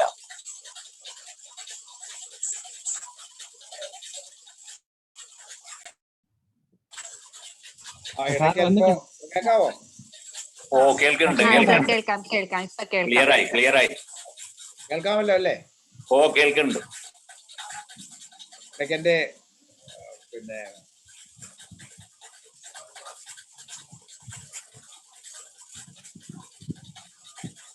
യെസ്, അപ്പോൾ ജനസംഖ്യയിൽ ഏറ്റവും അംഗബലം കൂടുതൽ അംഗബലമുള്ള ഈഴവർ ക്ഷേത്രപ്രവേശനം ലഭിച്ചതോടുകൂടി സർക്കാർ അനുകൂലികളായി മാറുന്നു. അതിൽ നേതാക്കളൊക്കെ ക്ഷേത്ര കോൺഗ്രസ് നേതാക്കളാകുന്നവർ എതിർക്കുന്നു. പക്ഷേ പ്രബലമായ ഒരു വിഭാഗം പിന്നീട് സർക്കാരിന് കാരണം അവർക്ക് ക്ഷേത്രത്തിൽ പ്രവേശിക്കാനുള്ള അവസരം ലഭിച്ചത് ഈ ക്ഷേത്രപ്രവേശന വിളംബരത്തിലൂടെയാണ് എന്ന ഒരു സംഗതി അവർക്ക് മനസ്സിലാകുന്നു. അതുകൊണ്ട് സർക്കാരിനെതിരായ രാഷ്ട്രീയ സമരത്തിൽ നിന്ന് ഈഴവരിലെ നല്ലൊരു വിഭാഗം പിൻവാങ്ങാൻ ഇതിടയാക്കുന്നു. അപ്പൊ സർക്കാർ ഉദ്ദേശിച്ചത് സാധിച്ചു, അഥവാ CP ഉദ്ദേശിച്ചത് സാധിച്ചു. അതെന്താണ്? 1920 തൊട്ട് വരുന്ന പൗരാവകാശ പ്രക്ഷോഭം പിന്നെ രാഷ്ട്രീയ പ്രക്ഷോഭമായി മാറുകയും കേരളത്തിലെ തിരുവിതാംകൂറിലെ ഏറ്റവും കൂടുതൽ അംഗസംഖ്യയുള്ള ജനവിഭാഗവും സാമ്പത്തികമായി മെച്ചപ്പെട്ടു വരുന്ന ക്രിസ്ത്യാനികളും മുസ്ലിമാനും കൂടി ചേർന്നുണ്ടാക്കിയ സംയുക്ത രാഷ്ട്രീയ സമിതി ഒരുമിച്ച് നിന്ന് സർക്കാരിനെ എതിർക്കുമ്പോൾ അതിൽ നിന്നൊരു പ്രബല വിഭാഗത്തെ ഊരി മാറ്റേണ്ടത് അല്ലെങ്കിൽ ഭിന്നിപ്പിച്ചു മാറ്റേണ്ടത് രാഷ്ട്രീയമായ നിലനിൽപ്പിന്, ഭരണകൂട താല്പര്യ സംരക്ഷണത്തിന് അനിവാര്യമായതിനാൽ അത് നടപ്പിലാക്കുന്നു. അങ്ങനെ ഈഴവർ അതിൽ നിന്ന് മാറുകയാണ്. അപ്പൊ രാഷ്ട്രീയ സമരത്തിന്റെ ശക്തി കുറയും എന്നായിരുന്നു CP പ്രതീക്ഷിച്ചത്. അതില് വേറൊരു വാസ്തവവും കൂടിയുണ്ട്. പിന്നീട് SNDP യോഗത്തിന്റെ ഔദ്യോഗിക നേതൃത്വം ദിവാനെ എതിർത്തില്ല എന്നുള്ളതാണ്.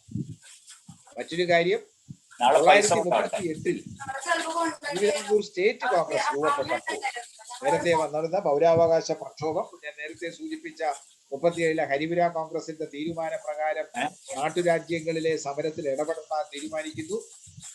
നാട്ടുരാജ്യങ്ങളുടെ പ്രജകളുടെ സമ്മേളനം പ്രത്യേകമായി ഇന്ത്യൻ നാഷണൽ കോൺഗ്രസ് വിളിച്ചു ചേർക്കുകയും അത് നെഹ്റു പങ്കെടുക്കുകയും ചെയ്തു. നാട്ടുരാജ്യ പ്രജാ സമ്മേളനം എന്ന് പറയുന്നത് സ്റ്റേറ്റ് പീപ്പിൾസ് കോൺഫറൻസ്. അതിൽ നെഹ്റു പങ്കെടുക്കുന്നു, തിരുവിതാംകൂറിലും ആൾക്കാർ പങ്കെടുത്തു. അപ്പൊ സ്റ്റേറ്റ് കോൺഗ്രസ് ഉണ്ടായി. അങ്ങനെ സ്റ്റേറ്റ് കോൺഗ്രസ് ഉണ്ടായപ്പോൾ സ്റ്റേറ്റ് കോൺഗ്രസിനെതിരെ CPയുടെ നേതൃത്വത്തിൽ, CPയുടെ ഉപദേശത്തിന്റെ ഫലമായിട്ട് ഒരു തിരുവിതാംകൂർ നാഷണൽ കോൺഗ്രസ് ഉണ്ടാകും. ആ നാഷണൽ കോൺഗ്രസിന്റെ സ്ഥാപക നേതാവായിട്ട് വരുന്നത് സർക്കാരിനെ ഇത്രയും നാൾ എതിർത്തുകൊണ്ടിരുന്ന, ക്ഷേത്രപ്രവേശനത്തിന് അനുകൂലമായി വാദിച്ചിരുന്ന, പൗരാവകാശ പ്രക്ഷോഭകനായ, പട്ടിണിജാത നയിച്ച, സവർണജാത നയിച്ച മന്നത്ത് പത്മനാഭൻ CPയുടെ കൂടെ ചേർന്ന് CPയുടെ ഉപദേശപ്രകാരം തിരുവിതാംകൂർ നാഷണൽ കോൺഗ്രസ്. പക്ഷെ 47 തിരുവിതാംകൂർ ഇന്ത്യൻ യൂണിയനിൽ ലയിക്കുന്നത് വരെ SNDP യോഗത്തിന്റെ ഔദ്യോഗിക നേതൃത്വം സർക്കാരിനെതിരെ പരസ്യമായി രംഗത്ത് വന്നില്ല.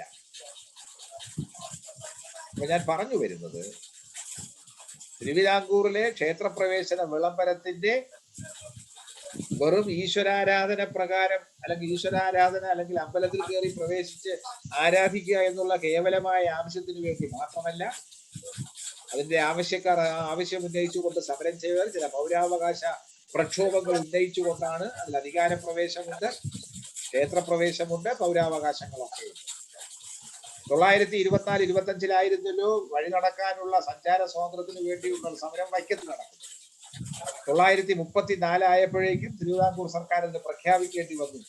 എല്ലാ നിരത്തുകളും എല്ലാ ജാതിയിൽപ്പെട്ടവർക്കും സഞ്ചരിക്കുന്നതിനുള്ള അവകാശം കൊടുത്തുകൊണ്ടുള്ള ഒരു പ്രഖ്യാപനം 1934 സർക്കാർ പ്രഖ്യാപിച്ചു. 936 തിരുവിതാംകൂർ സ്റ്റേറ്റ് കോൺഗ്രസ് വന്നത്. തിരുവിതാംകൂറിലെ പിന്നെ ക്ഷേത്രപ്രവേശനം വരുന്നത്. നമുക്കറിയാം 931 ഗുരുവായൂർ സത്യാഗ്രഹം തുടങ്ങുന്നത്. അത് തിരുവിതാംകൂറിന്റെ പുറത്താണ്, കൊച്ചിക്കും അപ്പുറത്താണ്, ബ്രിട്ടീഷ് ഭരണപ്രദേശത്താണ്. ആ ക്ഷേത്രത്തിന്റെ സ്ഥാനിയായിട്ടുള്ളത് കോഴിക്കോട് സാമൂതിരിയാണ്. 931 നവംബറിലാണ് ആ സമരം ആരംഭിക്കുന്നത്. ശരിക്കും പറഞ്ഞാൽ ഒക്ടോബർ 31 ആ സമരം ആരംഭിക്കുന്നത്. ഒക്ടോബർ 31 AK ഗോപാലൻ നയിച്ച ജാഥ, അദ്ദേഹമായിരുന്നു ജാഥ ക്യാപ്റ്റൻ, അദ്ദേഹം നയിച്ച ജാഥ ഗുരുവായൂരിലെത്തിയത്. പിറ്റേന്ന് കേളപ്പന്റെ നേതൃത്വത്തിലുള്ള സത്യാഗ്രഹം അവിടെ ആരംഭിക്കുന്നത്. അത് ക്ഷേത്രത്തിനകത്ത് കയറി ആരാധിക്കാനുള്ള സ്വാതന്ത്ര്യം ഞാൻ പറയൂ. തിരുവിതാംകൂറിലെയും കേരളത്തിന്റെയും പൗരാവകാശ പ്രക്ഷോഭത്തിന്റെ നാൾവഴികൾ പരിശോധിച്ചാൽ 24-25 കാലത്ത് തിരുവിതാംകൂറിൽ സഞ്ചാര സ്വാതന്ത്ര്യത്തിനു വേണ്ടിയുള്ള സമരം നടക്കുന്നു, സർക്കാർ അംഗീകരിക്കുന്നില്ല. 30, 31, 32 ആകുമ്പോഴേക്കും ഗുരുവായൂർ ക്ഷേത്രത്തിനകത്ത് കയറി ആരാധനയ്ക്ക് വേണ്ടിയുള്ള സമരം ആരംഭിക്കുന്നു. കോൺഗ്രസ്സുകാരും പിന്നീട് കോൺഗ്രസ് സോഷ്യലിസ്റ്റുകാരായവരും ഒക്കെ അതിൽ നേതൃത്വം കൊടുക്കുന്നു. ഗാന്ധിയനായ കേളപ്പനും പിന്നീട് കോൺഗ്രസ് സോഷ്യലിസ്റ്റുകാരനും കമ്മ്യൂണിസ്റ്റുകാരനുമായി AK ഗോപാലന്റെ നേതൃത്വത്തിലുള്ള ജാഥ സത്യാഗ്രഹം ആരംഭിക്കുന്നു. വൈക്കത്തുകാരനായ കൃഷ്ണപിള്ള ഗുരുവായൂർ ക്ഷേത്രത്തിനകത്ത് കയറി മണിയടിച്ച് തൊഴുന്നു. ഇയാൾ അമ്പലത്തിനകത്ത് മണിയടിക്കാൻ, നായരായതുകൊണ്ട് പിള്ളയായതുകൊണ്ട് അമ്പലത്തിനകത്ത് പ്രവേശനമുണ്ടെങ്കിലും ഈ മണിയടിച്ച് തൊഴുന്നതിന് ആരാധിക്കുന്നുള്ള സ്വാതന്ത്ര്യം ബ്രാഹ്മണർക്ക് മാത്രമേ ഉള്ളൂ. അപ്പൊ ഇയാൾ ബ്രാഹ്മണനല്ല എന്നറിയാമായിരുന്ന കൃഷ്ണപിള്ളയുടെ മുതുകത്ത് അല്ലെങ്കിൽ അയാളെ തലങ്ങും വിലങ്ങും ക്ഷേത്രപാലകന്മാർ അവിടെ നിന്ന് ബന്ധപാണികൾ കയ്യിൽ വടിയും വെച്ചുകൊണ്ടെന്നവർ അടിച്ച് അവശനാക്കുകയാണ്. അപ്പോഴാണ് അദ്ദേഹം പറഞ്ഞ അദ്ദേഹത്തിന്റെ പ്രസിദ്ധമായ ഒരു ചൊല്ലുണ്ട്, ഉഷറുള്ള നായര് മണിയടിക്കുമ്പോ ഇലനക്കി നായരവന്റെ പുറത്തടിക്കുക. അദ്ദേഹം പിന്നെ കമ്മ്യൂണിസ്റ്റ് നേതാവായി തീർന്നു. അപ്പോ ഗുരുവായൂർ സത്യാഗ്രഹം എന്ന് പറയുന്നത് ക്ഷേത്രത്തിനകത്ത് കയറി ആരാധിക്കാനുള്ള സമരം. 24-25 സഞ്ചാര സ്വാതന്ത്ര്യത്തിനുള്ള സമരം 34 സാധിക്കും. ഗുരുവായൂർ സത്യാഗ്രഹം തിരുവിതാംകൂറിന് പുറത്താണ് നടന്നതെങ്കിലും 36 ആയപ്പോഴേക്കും തിരുവിതാംകൂറിൽ ക്ഷേത്രപ്രവേശനം ലഭിക്കും. തൊട്ട് അയൽ രാജ്യമായ അയൽ സംസ്ഥാനമായ കൊച്ചിയിൽ 47 ഡിസംബർ മാസമാകുമ്പോഴേക്കും ക്ഷേത്രപ്രവേശനം അനുവദിക്കും. 47 ഇന്ത്യക്ക് സ്വാതന്ത്ര്യം കിട്ടുന്നു ആഗസ്റ്റ് 15. അതിന് തൊട്ടു മുമ്പ് അവിടുത്തെ ഇടക്കാല മന്ത്രിസഭയിൽ പ്രകാശം, ആന്ധ്രാക്കാരനായ പ്രകാശം, മദിരാശി സംസ്ഥാനത്തിലെ പ്രധാനമന്ത്രിയായിരുന്നു. പ്രധാനമന്ത്രി എന്നാ പറഞ്ഞ അദ്ദേഹം മലബാറിലെ ക്ഷേത്രപ്രവേശനം അനുവദിക്കുന്നു 47 ജൂണിൽ. അപ്പൊ നോക്കൂ, ഘട്ടം ഘട്ടമായി തിരുവിതാംകൂറിലെയും കേരളത്തിലെയും ജനങ്ങൾ നടത്തി വന്ന സമരം വ്യത്യസ്ത കാലഘട്ടങ്ങളിലൂടെ വ്യത്യസ്തമായ സമരങ്ങളിലൂടെ അവകാശങ്ങൾ ഒന്നൊന്നായി നേടിയെടുക്കുകയാണ്. അതിന്റെ ഒരു ചെയിൻ റിയാക്ഷൻ അല്ലെങ്കിൽ അതിന്റെ ശൃംഖലാപരമായ ഒരു മാറ്റം ഇങ്ങനെ വന്നുകൊണ്ടിരിക്കുകയാണ്. അപ്പോ നമ്മൾ തിരുവിതാംകൂറിലും കൊച്ചിയിലും കേരളത്തിലെ മൊത്തം കേരളത്തെ കുറിച്ച് പറയുമ്പോൾ പൗരാവകാശ പ്രക്ഷോഭമായിട്ട് ഇതിനെ കാണുകയും ക്ഷേത്രാരാധന എന്ന് പറയുന്നത് ആരാധനാ സ്വാതന്ത്ര്യത്തിന് വേണ്ടിയുള്ള ഒരു സമരമായി നിൽക്കുകയും ചെയ്യുന്നു. ഈ ആരാധനാ സ്വാതന്ത്ര്യം ഒക്കെ ലഭിക്കുന്നു, നമുക്ക് കിട്ടി. 1950 ഭരണഘടന നിലവിൽ വന്നപ്പോൾ അതിൽ ആരാധനാ സ്വാതന്ത്ര്യം 19-ാം വകുപ്പിൽ പറയുന്നുണ്ട്. ആ ഭരണഘടനയുടെ പ്രിയാമ്പിളിൽ ആമുഖത്തിലും പറയുന്നുണ്ട് ഈ പലതരം സ്വാതന്ത്ര്യത്തിനെ കൂടുതൽ ചിന്തിക്കാനും പ്രവർത്തിക്കാനും വിശ്വസിക്കാനും ആരാധിക്കാനും ഒക്കെ സ്വാതന്ത്ര്യം ഉണ്ടെന്ന് പറയുകയും ചെയ്യും. എന്താണ് ക്ഷേത്രപ്രവേശന വിളംബരത്തിലൂടെ കേരളത്തിലെ ജനതയ്ക്ക്, തിരുവിതാംകൂറിലെ ജനതയും പിന്നീട് കേരള ജനതയും നേടിയെടുത്തതിന്റെ രത്ന ചുരുക്കം, അതിന്റെ സത്ത? അവർണ ജനവിഭാഗങ്ങൾക്ക് ക്ഷേത്രാങ്കണത്തിൽ പ്രവേശിക്കണം, പൗരാവകാശം ലഭിക്കണം എന്നുള്ളതായിരുന്നു ആവശ്യം. ആ ആവശ്യം അംഗീകരിക്കപ്പെട്ടു. പക്ഷെ അവിടെ സംഭവിച്ചൊരു പ്രധാനപ്പെട്ട കാര്യം, അധികാര സ്ഥാനത്തെത്തണം, സർക്കാർ സർവീസിൽ ജോലി കിട്ടണം എന്ന ആവശ്യം പോലെ ലളിതമല്ല ഇത്. 35-ൽ സംവരണം ഏർപ്പെടുത്തി, പബ്ലിക് സർവീസ് കമ്മീഷൻ വന്നു, സർക്കാർ സർവീസിലേക്ക് നിയമനം കിട്ടുന്നു. അതിനു മുമ്പ് തന്നെ ബ്രിട്ടീഷ് സർക്കാരിലേക്ക് ഉദ്യോഗസ്ഥന്മാരെ നിയമിച്ചിരുന്നു. ഉദ്യോഗസ്ഥന്മാർ അധികാര സ്ഥാനങ്ങളിലേക്ക് എത്തുന്നു, നിയമസഭ വരുന്നു, ജനപ്രാതിനിധ്യത്തിലൂടെ അവിടെ അവകാശങ്ങൾ ചെല്ലുന്നു. അവിടെയൊക്കെ അവർ തന്നെയാണ് കാര്യങ്ങൾ തീരുമാനിക്കുന്നത്. ഭരണാധിപന്റെ തീരുമാനങ്ങളെ സ്വാധീനിക്കാനും തിരിച്ചുണ്ടാക്കാനും സാധിക്കുന്നു. പക്ഷേ ക്ഷേത്രപ്രവേശനം എന്ന് പറയുന്നത് അത്ര ലളിതമല്ല.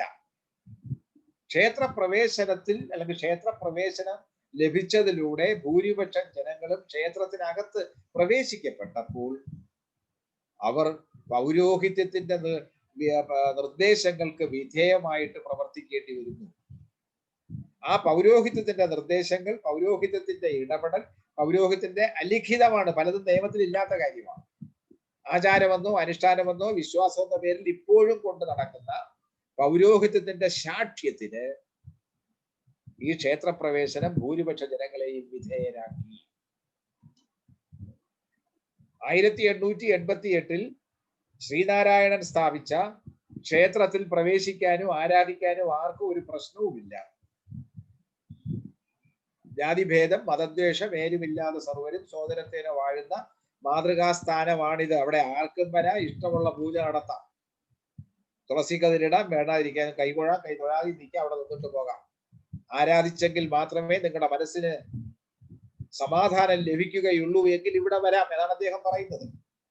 പിന്നീട് അദ്ദേഹം സ്ഥാപിച്ച ക്ഷേത്രങ്ങളും ക്ഷേത്രത്തിന് സമാനമായ മറ്റു സ്ഥലങ്ങളിലും തന്നെ ആർക്കും ഒരു ആചാരവുമില്ലാതെ കയറി ചെയ്യാം. അതിനും ഏതാണ്ട് 50-60 കൊല്ലം മുമ്പ് വൈകുണ്ഠസ്വാമി സ്ഥാപിച്ച ക്ഷേത്രമല്ല, ഒരു കണ്ണാടിയാണ് പ്രതിഷ്ഠിച്ചത്. അവിടെ തലയിൽ തലയിൽ മുണ്ട് കെട്ടിക്കൊണ്ടു വേണം പോകാനെന്നാണ് പറയുന്നത്. പക്ഷേ സവർണർ എന്ന് വിശേഷിപ്പിക്കപ്പെട്ട സമ്പത്തും അധികാരവും കൈവശം വെച്ച ജനങ്ങൾ, ഭൂരിപക്ഷം ജനങ്ങൾക്കും തങ്ങളുടെ അവകാശങ്ങൾ നിഷേധിക്കുന്നതിന് വേണ്ടി രൂപപ്പെടുത്തിയെടുത്ത ധർമ്മശാസ്ത്രങ്ങളോ സ്മൃതികളോ ഒക്കെ ഉപയോഗിച്ചുകൊണ്ട് ജനാധിപത്യ സമൂഹത്തിലും പൗരാവകാശങ്ങളെ നിഷേധിക്കാൻ പൗരോഹിത്യത്തിന് കഴിയുന്നു എന്നുള്ളതാണ് 36-ലെ ക്ഷേത്രപ്രവേശന വിളംബരം 84 വർഷത്തിന് ശേഷം നമ്മൾ വിലയിരുത്തുമ്പോൾ മനസ്സിലാക്കേണ്ടത് എന്ന് ഞാൻ വിചാരിക്കുന്നു. ഈ ആചാര അനുഷ്ഠാനങ്ങളെ സംരക്ഷിക്കാം എന്നൊക്കെ ഭരണഘടനയുടെ ചില ഭാഗങ്ങൾ വ്യാഖ്യാനിച്ചുകൊണ്ട് നമുക്ക് പറയാമെങ്കിൽ ഈ പൗരോഹിത്യം പറയുന്ന പ്രധാനപ്പെട്ട കാര്യങ്ങൾ, പൗരോഹിത്യം നാട്ടു നടപ്പിന്റെ പേരിലോ കീഴ്വഴക്കങ്ങളുടെ പേരിലോ അല്ലെങ്കിൽ ധർമ്മശാസ്ത്രങ്ങളുടെയോ സ്മൃതിയുടെയോ പേരിലോ പറയുന്ന കാര്യങ്ങൾ അനുഷ്ഠിക്കാൻ ഈ അമ്പലത്തിലേക്ക് കയറിയവർ നിർബന്ധിതരാകുന്നു. അമ്പലത്തിനകത്ത് നടക്കുന്ന കാര്യങ്ങൾ അതിന്റെ പരമാധികാരി ഭരണകൂടമല്ല, അത് പൗരോഹിത്യമാണ്. അമ്പലത്തിന്റെ ശ്രീകോവിലിന് പുറത്ത് നാല് മതിലിന്റെയും പുറത്തുള്ള കാര്യങ്ങളുടെ എല്ലാം പരമാധികാരി ഭരണകൂടമാണ്, രാഷ്ട്രമാണ്, സ്റ്റേറ്റ് ആണ്, ഗവൺമെന്റ് ആണ്. പക്ഷെ അമ്പലത്തിനകത്ത പരമാധികാരി പൗരോഹിത്യമാണ്. ആ പൗരോഹിത്യത്തിലേക്ക് തിരുവിതാംകൂറിന്റെ പ്രത്യേക സാഹചര്യം വെച്ച് പറഞ്ഞാൽ, കേരളത്തിന്റെ സാഹചര്യം പറഞ്ഞാൽ ദേവസ്വം ബോർഡിന് പോലും അധികാരമില്ല. പൗരോഹിത്യത്തിന്റെ തീരുമാനത്തിന് വിധേയമായിട്ട് മാത്രമേ ദേവസ്വം ബോർഡിന് പോലും, ദേവസ്വം ബോർഡ് എന്ന് വെച്ചാൽ ഭരണസമിതിയാണ്, സർക്കാരിന്റെ ഭാഗമാണ്, അവർക്ക് പോലും അധികാരമില്ല. അതാണ് ക്ഷേത്രപ്രവേശന വിളംബരത്തിന്റെ ഇന്നത്തെ പ്രസക്തി, ഇന്നത്തെ സാങ്കത്യം. അപ്പൊ ക്ഷേത്രപ്രവേശന വിളംബരത്തിലൂടെ പിന്നോക്ക ജനവിഭാഗം, ഹിന്ദു സമൂഹത്തിൽപ്പെട്ട പിന്നോക്ക ജനവിഭാഗങ്ങൾക്ക് ആരാധനാ സ്വാതന്ത്ര്യം ലഭിച്ചു. ആ ആരാധനാ സ്വാതന്ത്ര്യം ആചാരങ്ങൾക്ക് വിധേയമാണ്. ഇഷ്ടമുള്ള രീതിയിൽ പോയി ആരാധിക്കാൻ പറ്റില്ല. ഇഷ്ടമുള്ള ദേവനെ ആരാധിക്കാം, ഇഷ്ടമുള്ള ക്ഷേത്രത്തിൽ പ്രവേശിക്കാം, പക്ഷെ ഇഷ്ടമുള്ള രീതിയിൽ ആരാധിക്കാൻ പറ്റില്ല. ആ ക്ഷേത്രത്തിലെ ആരാധനക്രമം അനുസരിച്ചേ പറ്റുകയുള്ളൂ. ആ ക്ഷേത്രത്തിലെ പുരോഹിതൻ, തന്ത്രി അല്ലെങ്കിൽ മേൽശാന്തി പറയുന്ന കാര്യങ്ങളെ നടപ്പിലാക്കാൻ പറ്റുകയുള്ളൂ. അതാണ് ശബരിമല ക്ഷേത്രത്തിന്റെ കാര്യത്തിൽ സംഭവിച്ചത്. മറ്റു പല ക്ഷേത്രങ്ങളിലെയും ആചാരങ്ങളും അങ്ങനെയാണ് നിൽക്കുന്നത്. അപ്പൊ വേറൊരർത്ഥത്തിൽ പറഞ്ഞാൽ ക്ഷേത്രപ്രവേശന വിളംബരത്തിലൂടെ ക്ഷേത്രത്തിൽ പ്രവേശനത്തിന് അർഹതയില്ലായിരുന്ന ഹിന്ദു സമൂഹത്തിലെ ഭൂരിപക്ഷം വരുന്ന പിന്നോക്ക ജാതിക്കാരെ ക്ഷേത്ര ആരാധനയിലേക്ക് നയിക്കുകയും അവരെ പൗരോഹിത്യത്തിന് വിധേയരാക്കുകയും ചെയ്തു. ഭരണഘടനയ്ക്ക് വിധേയമാക്കേണ്ടതിന് പകരം പൗരോഹിത്യത്തിന് വിധേയമാക്കി എന്നുള്ളതാണ് ക്ഷേത്രപ്രവേശന വിളംബരത്തിന്റെ ഇന്നത്തെ സാങ്കത്യം. ക്ഷേത്രത്തിൽ പ്രവേശിക്കാതെയും നിങ്ങൾക്ക് ദേവനെ ആരാധിക്കാം.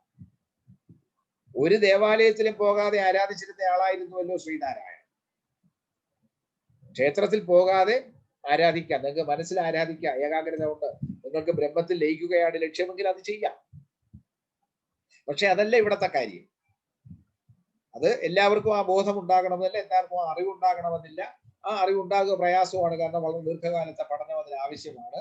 പക്ഷെ ഇവിടെ അത്തരത്തിൽ മഹാഭൂരിപക്ഷം വരുന്നവർക്കും ക്ഷേത്ര ആരാധനയ്ക്കുള്ള അനുവാദം കൊടുത്തുകൊണ്ട്, സൗകര്യം കൊടുത്തുകൊണ്ട് അങ്ങോട്ട് കയറ്റിയപ്പോൾ അവിടെ ജനാധിപത്യ നിയമങ്ങൾ ബാധകമല്ല, ഭരണഘടനാ തത്വങ്ങൾ പലതും ബാധകമല്ല, അവിടെ പൗരാവകാശങ്ങൾക്ക് വിലക്ക്, നിയന്ത്രണങ്ങൾ ഏർപ്പെടുന്നു, അവിടെ പൗരോഹിത്യം പറയുന്നത് നിലനിൽക്കുന്നു. ഒരു കാര്യം കൂടെ പറഞ്ഞ് ഞാനിത് അവസാനിപ്പിക്കാൻ ഉദ്ദേശിക്കുകയാണ്. അത് ഞാൻ എൻ്റെ മുമ്പത്തെ പ്രഭാഷണത്തിൽ പറഞ്ഞ കാര്യമാണ്. കേരളത്തിലെ പരമ്പരാഗതമായ സമൂഹത്തിന്റെ ഘടനയെ സംബന്ധിച്ചുള്ള കാര്യം. ആ പരമ്പരാഗതമായ ഘടന എന്ന് പറയുന്നത് EMSന്റെ വാക്കുകളിൽ പറഞ്ഞാൽ ജാതി ജന്മി നാടുവാഴി വ്യവസ്ഥ. ആ ജാതി ജന്മി നാടുവാഴി വ്യവസ്ഥയിൽ ജന്മിത്വ വ്യവസ്ഥ പോയി. നേരത്തെ തന്നെ ദുർബലമായി തുടങ്ങി. 57-ലെ കാർഷിക ബന്ധ നിയമത്തിലൂടെ ജന്മിത്വം ഇല്ലാതായി. ഇപ്പൊ ആരും ജന്മി എന്ന് വിളിക്കാറില്ല. പഴയ ബോധം വെച്ച് പലരും തമ്പ്ര എന്നൊക്കെ വിളിക്കുന്നുണ്ടാവും. പക്ഷെ ജന്മി എന്നാരും വിളിക്കാറില്ല. നാട്ടുമ്പുറത്ത് ജന്മിത്വമില്ല, ജന്മിത്വം അവസാനിച്ചു. നാടുവാഴിത്തം പോയി. മഹാരാജാവ് എന്നുള്ള വെറും പദവിയാണ്, നാട്ടുകാർ വിളിക്കാറില്ല. അദ്ദേഹത്തിന്റെ കുടുംബത്തിൽ സ്ഥാനിയായതുകൊണ്ട് കുടുംബത്തിന്റെ കാരണമായത് മഹാരാജാവ് എന്ന് വിളിക്കാം. അപ്പൊ ജന്മിത്വം പോയി, നാടുവാഴിത്തവും പോയി. ജാതി ദുർബലമായി. കാർഷിക ബന്ധമില്ല വന്നതോടുകൂടി, പൗരാവകാശ പ്രക്ഷോഭങ്ങൾ വന്നതോടുകൂടി, ജാതി അടിസ്ഥാനത്തിലുള്ള സംവരണത്തിലൂടെ ഉദ്യോഗ നിയമനം വന്നതോടുകൂടി ജാതി ദുർബലമായി. ജാതി വിവേചനം അവസാനിച്ചു. ജാതി ബോധം മാറിയെന്ന് ഞാൻ പറയുന്നില്ല, ജാതി വിവേചനം അവസാനിച്ചു. എന്നാൽ EMS പറയാത്ത ഒരു പ്രധാനപ്പെട്ട കാര്യം, EMS പറഞ്ഞതിൽ ഉണ്ട്, അത് അദ്ദേഹം പറയാത്ത ഒരു കാര്യം പൗരോഹിത്യമാണ്.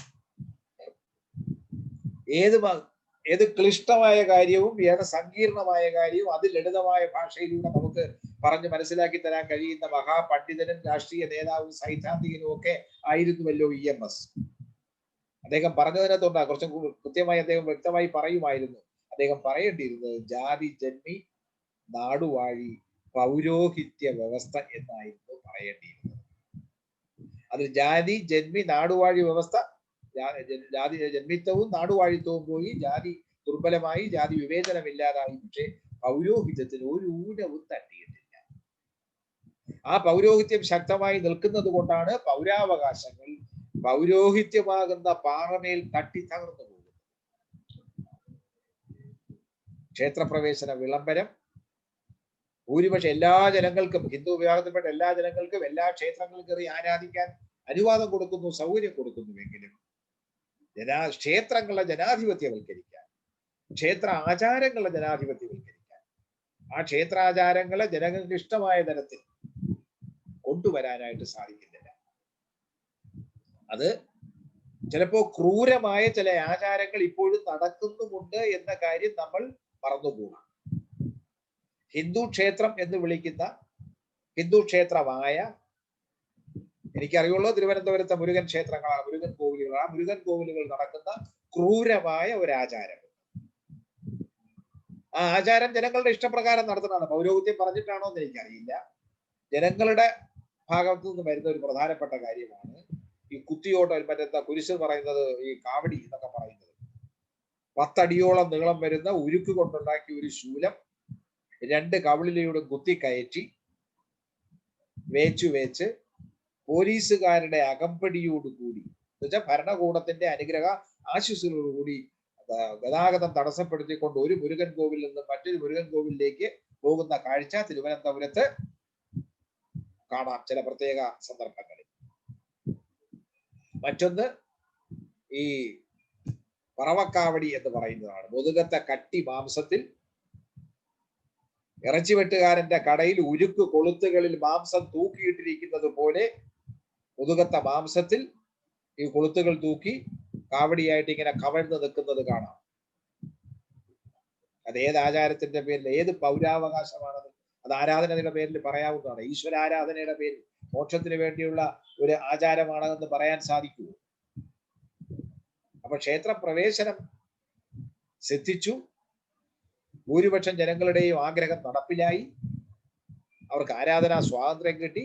ഇപ്പോഴും ചില വിവേചനങ്ങൾ നിൽക്കുന്നു, പക്ഷേ പൗരോഹിത്യത്തിന് ഊനം തട്ടിയിട്ടില്ല. പൗരോഹിത്യത്തിന്റെ ശക്തി കുറയ്ക്കാൻ നമുക്ക് സാധിച്ചിട്ടില്ല. ക്ഷേത്രത്തിന്റെ അകത്തെ ആചാര അനുഷ്ഠാനങ്ങളെ ജനാധിപത്യവൽക്കരിക്കാൻ, ജനകീയവൽക്കരിക്കാൻ സാധിച്ചിട്ടില്ല. ജനക്ഷേമകരമായിട്ടോ ഉപകാരപ്രദമായിട്ടോ മാറ്റാൻ സാധിച്ചില്ല.